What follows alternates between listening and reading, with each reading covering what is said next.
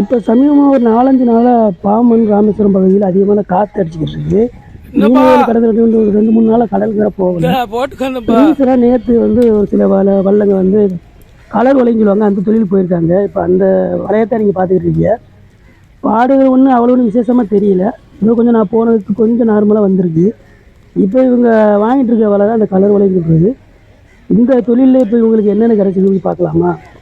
முதல்ல உங்களுக்கு நான் அந்த கலர் மீனை உங்களுக்கு எடுத்து காட்டுறேன். அந்த மீன் எப்படி இருக்குன்னு சொல்லி பாருங்கள். இந்த வகை மீன்கள் வந்து அதிகமான விலை போகாது, ஆனால் இந்த டயத்தில் கொஞ்சம் விலை இருக்கும். இந்த மீன் வந்து சாப்பிட்றது நல்லா தாங்க இருக்குது, ஆனால் மீனில் உள்ள முள்ளுகள் கொஞ்சம் அதிகமாக இருக்கும்.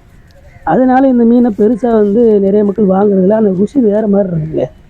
பொரிச்சும் சாப்பிட்லாம், குழம்பு வச்சும் சாப்பிட்லாம், சும்மா சுட்டு சாப்பிட்டா கூட அவ்வளோ ஒரு ருசியாக இருக்கும். இப்போ இந்த வலையில் அடுத்து என்ன வந்திருக்கு பாருங்களேன். நமக்கு வந்து சின்ன சின்ன ஊடகங்க வந்திருக்கா. இதில் வந்து பொரிச்சு சாப்பிட்லாம், குழம்பு வச்சு சாப்பிட்லாம். அந்த வெள்ளைப்புடு தண்ணின்னு சொல்லி சொல்லுவாங்க, அது மஞ்சள் ஊற்றி வச்சு சாப்பிட்லாம். அந்த மாதிரி அந்த சாப்பாடுக்கு அந்த மீன் நல்லா டேஸ்ட்டாக இருக்கும். இப்போ நீங்கள் பார்க்குறது நான் சொன்ன அதே டாபிக் தான். அந்த காரா குழந்தை வத்தவங்களுக்கு நல்ல ஒரு உணவு அது. நீங்கள் இப்போ அடுத்த கூடையில் பாருங்களேன், இந்த மாதிரி ஊடகங்கள்லாம் நிறைய வந்திருக்கு. ஆனால் தொழில் வந்து விசேஷம் இல்லை. இது வந்து அவங்க காற்றுலையும் கடல்லையும் கஷ்டப்பட்டதுக்கு ரொம்ப கம்மி தான்.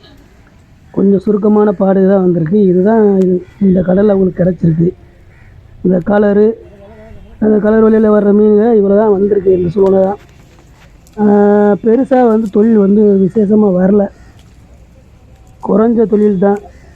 குறைஞ்ச போட்டு தான் போயிருக்கு, ரொம்பவும் போட்டு போகல. உங்களுக்கு பார்த்தாலே தெரியும். இது துறைமுகத்தில் வந்து இப்போ இவங்க கிழக்கு சைடில் இருக்கிற போட்டு பார்த்துருக்கேன். அது மாதிரி உங்களுக்கு வந்து மேற்கு சைடில் உள்ள போட்டுகளே உங்களுக்கு காட்டுறேன்.